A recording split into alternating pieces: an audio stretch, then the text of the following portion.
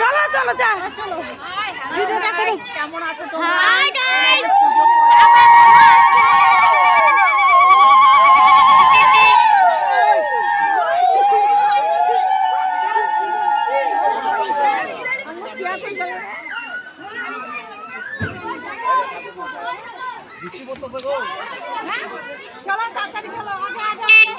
দেখিস রে মারে যাতে।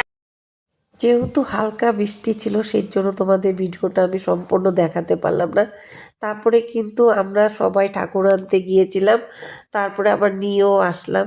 নিয়ে এসে ঠাকুরকে বসালাম, কিন্তু ঠাকুরকে যখন বসিয়েছি তখন দেখি বাঁশটা যে আমাদের প্যান্ডেলে লাগানো হয়েছে সেটা দিয়ে আর ঠাকুরটা ঢুকছিল না।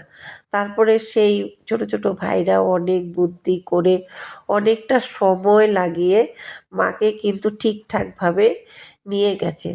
তার মধ্যেও যে সত্যি কথা বলতে যে ওয়েদারটা আমাদের এখানে যে কদিন শীতলা পূজা হলো, আমাদের পাড়াতে তো 3টা শীতলা পুজো হয়, 3 দিনই কিন্তু ওয়েদার খারাপ ছিল, কিন্তু মায়ের অশেষ কৃপা বা মায়ের আশীর্বাদ বা মায়ের ভালোবাসা আছে সন্তানদের প্রতি, যে সন্তানরা এত কষ্ট করে সারা দিন রাত ভোর দিন রাত খেটে বা উপাস থেকে যে আমরা উপোস থেকেছি সেটা মা বুঝেছে। কিন্তু আমাদের পুজোর সময় কোনো রকম বৃষ্টি পাইনি, বা মাকে আনতে যাবার সময় হালকা হালকা ছোটো ছোটো গুড়ি গুড়ি বৃষ্টি পড়েছিল, যখন আনছিলাম তখন কিন্তু তেমন বৃষ্টি হয়নি। তারপর অনেক কষ্ট করে মাকে যেইভাবে হোক সবাই বুদ্ধি লাগিয়ে 2-1জন মহিলাও গিয়েছে ধরতে, আর আমি তো ক্যামেরা নিয়ে দাঁড়িয়ে আছি, যেইভাবেই হোক মাকে কিন্তু আমরা পুজোর মণ্ডপে ঢুকিয়ে দিলাম। যে ভয়েস দিতে আমার লাগবে 10 মিনিট, সেখানে কিন্তু আমাকে অনেকবার থেমে থেমে দিতে হচ্ছে, তাও কিন্তু কাশি আটকাতে পারছি না। যাই হোক, মা কিন্তু ঠিক মতো পৌঁছে গেছে একদম আমাদের মন্দিরের সামনে। তারপরে তো সেখানে সবাই মিলে সেই আনন্দ করছে, দেখতেই পাচ্ছ সবাই মিলে সেই নাচানাচি করছে, মা ঢুকে গেছে মণ্ডপে। মানে কত খুশি মানুষ, আমরা এত খুশি হয়েছি। এই যে বৌদি ছিল, এই বৌদি কিন্তু এবার ঠাকুরটা দিয়েছে। ঠাকুরের মুখটাও ভীষণ সুন্দর হয়েছে, জানো তো, খুব সুন্দর হয়েছে মায়ের মুখখানা। তোমাদের দেখাচ্ছি, আগে দেখাই যারা যারা এত সুন্দর করে মাকে পেয়ে খুশি হয়েছে বা নাচছে তাদের দেখাচ্ছি বারবারে। তারপরে তোমাদের ঠাকুরের মুখটাও দেখাচ্ছি। তারপরে আমার যে প্রত্যেক বছর মানে এক একজনের এক এক গুণ থাকে, জানো তো। আমার এই মাকে যে নতুন নতুন গয়নাগুলা পরায় সেটা কিন্তু এক বৌদি পরায়, কেননা এই বৌদির মতো সুন্দর করে কেউ কিন্তু পরাতে পারে না। তা সেই বৌদিকেই ডাকা হলো, কেননা এই বৌদি প্রত্যেক বছর মাকে সুন্দর করে গয়নাগুলো সাজিয়ে সাজিয়ে পরায়।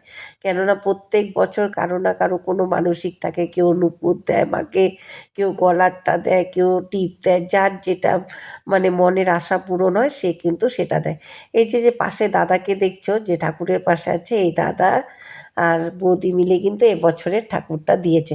তা আমাদের এখানে কিন্তু মানে এক পুজো না হতে আর এক পুজোর কিন্তু মানে ঠাকুর কে দেবে সেটা কিন্তু আমাদের বলে রাখে।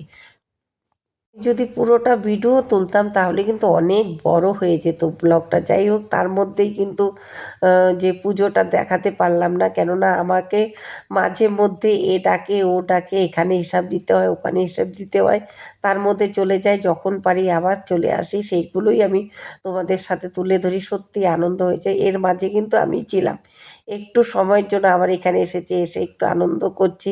সব দিকে দেখতে হয়, ওদিকেও ডাকে এদিকেও ডাকে, সবাইকে এরকম আমাদের 3-4জনকে সবাই ডাকে, সেভাবেই থাকতে হয় সবাইকে মিলে।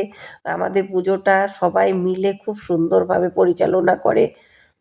আর কিছু কিছু ভিডিও তো তোমাদের সাথে আমি আগেই শেয়ার করে দিয়েছি, যখন মাকে এনেছিলাম তখন তো আমি কেন আমার সাথে যে বান্ধবীরা ছিল বা বৌদিরা ছিল সবাই মিলে নাচ করেছি।